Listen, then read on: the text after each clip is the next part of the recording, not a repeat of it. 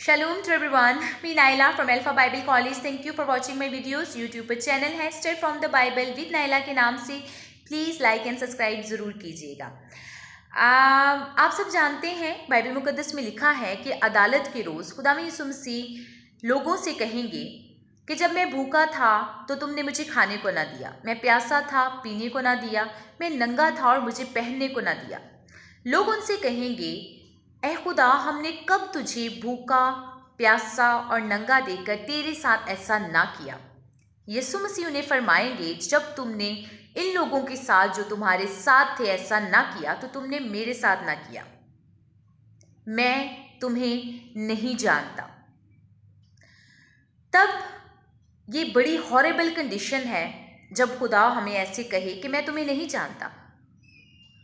अगर खुदा ने हमें इस काबिल बनाया है कि हम दे सकें तो हमें सिर्फ दुआएं या फ़लसफ़े बयान नहीं करने चाहिए बल्कि मदद करनी चाहिए.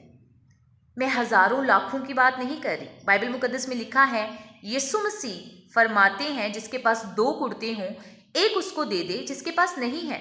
जब तुम्हारे पास खाने के लिए कुछ हो तो तुम दो.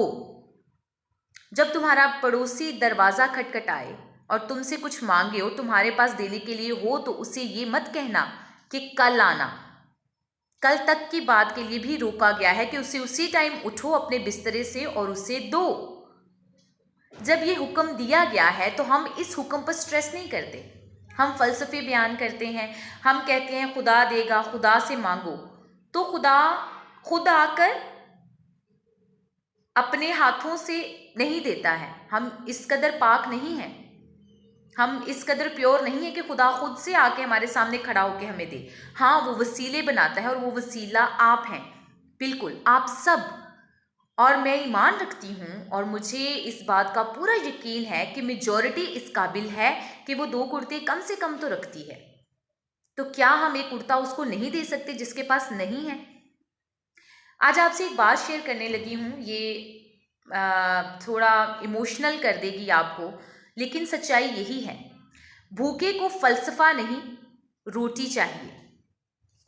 और कलाम भी हमें फ़लसफ़े बयान करने के लिए नहीं कहता बल्कि मदद करने के लिए कहता है. मरने से पहले मैंने उसे खुदकुशी से बहुत रोका. उसने कहा, खाना लाए हो? मैंने कहा, ज़िंदगी से हारना बुज़दिली है. उसने कहा, मेरे बच्चे कई रोज़ से भूखे हैं. मैंने कहा, रोटी का ज़ामिन तो खुदा है. उसने कहा, खुदा कहाँ है?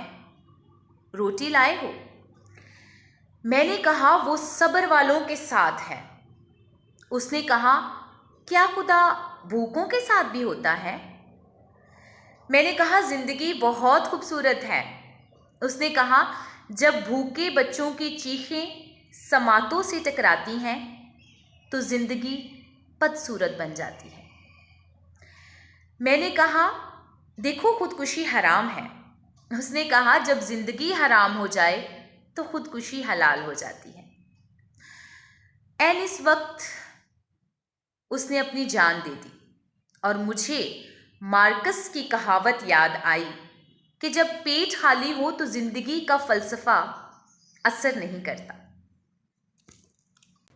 किसी भूखे की तरफ किसी ने रोटी वाला हाथ बढ़ाया तो इस भूखे ने कहा, क्या तुम खुदा हो?